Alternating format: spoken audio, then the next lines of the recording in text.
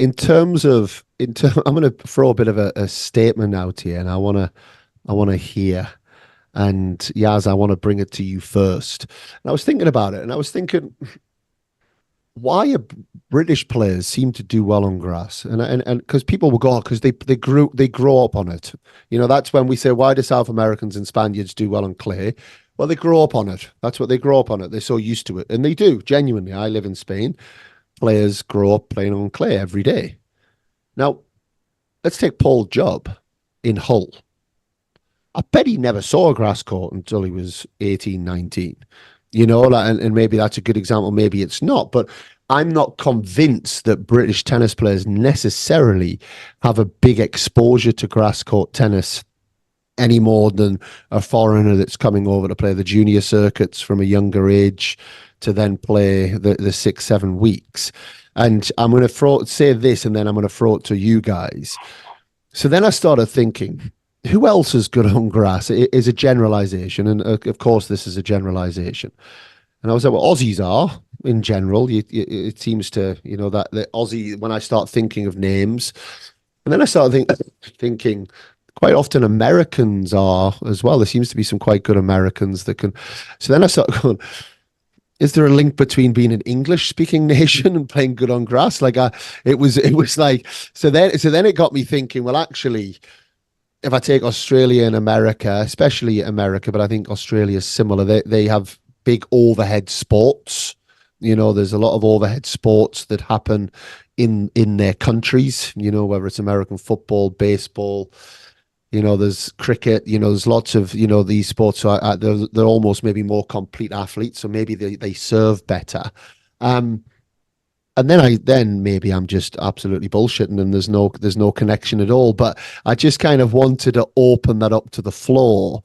And Calv, I would imagine this would be a one that you might have a couple of opinions on. Yeah, I mean, I disagree slightly, Keno, with what you're saying there about not growing up. I don't think they've grown up on it. I don't think it's like the Spaniards and South Americans with clay, where it's basically all they play on. But I do think they get quite a lot of exposure. Like you said, Jubby there wouldn't have played on it. I mean, I mean, we have you'll have played it as well, Keno, the big like summer tournament in Ilkley every year, which Jubby would have played like probably every year from being 10. There's also like quite a lot of matches 1 week a year. Yeah, but there's also quite a lot of like the Yorkshires as well. There was a big grass court centre in. They used to hold the Yorkshires in Hull on a big grass court centre at YPI. I mean, it barely had any grass on it, given, but it's like or it rains and then you go indoors anyway. Imagine the Wimbledon behind the baseline after 2 weeks. That's what the whole courts at YPI used to be like, and the indoors, Keno, at that place were wood. So you actually like playing on the grass was the slowest surface you could get at that centre.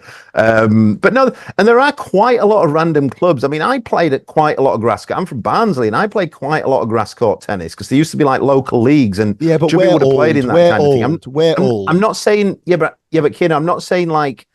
I'm definitely not saying grown up on it or anything like that, but I think they've had exposure to it more so than a lot of the South Americans would. And I think like differently from like back in the day when I guess our generation, when you got the other guys who couldn't play on it, like the Spaniards and that they just could never play on it because of the speed of the court. I don't find it's that anymore. And I've watched this week at Queen's quite a bit. I watched last week at Queen's quite a bit of singles. And I watched when Billy beat Echeverry. I watched that match, and then I watched quite a bit this week of the singles. And for me, the main difference now is it's not the ball speed at all. It's that guys they just can't move on it. They can't move on a grass court, and that is for me is the biggest difference. Like, but if you just take like sort of knee height up of these guys, they're not struggling with the pace of the ball anymore.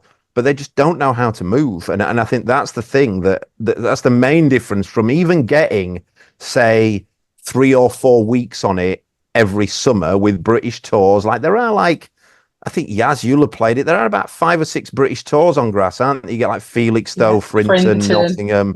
Yeah. So maybe not when they're younger. On grass. So we actually grew up round the corner, literally 50 metres from our house, with 3 grass courts. So that is literally what we grew up playing on. The first place I saw Jay, the first place I ever saw Jay was when I was that. Is it like the Rolls Royce Centre or something? Yeah, so Rolls Royce. Yeah, exactly that. So there's we didn't live near there. We lived further out in Littleover. So there's a grass court club there. But yeah, Rolls Royce are the last grass courts in Derby now. But yeah, we grew up playing on it. I mean, the thing for me is that I think British players grew up playing on indoor surfaces, and they're so quick that I think we learn to deflect really well. We learn to sort of absorb pace. But so do Norwegians and Danish and Serbians and Bosnians. But I definitely feel that we have a lot more grass courts I think we have a lot more grass courts. And like you say, we grew up playing on it. And I think that does make a big difference. In terms of like countries, I mean, it's an interesting one because I actually saw 8 out of 16 men in the last round qualies were actually French. So they had 4 men that qualified. And yeah, I mean, 8 out of 16, 50% of the last round 8 out of 32 men in the last round of qualies were French, which was quite interesting, 25% of the draw.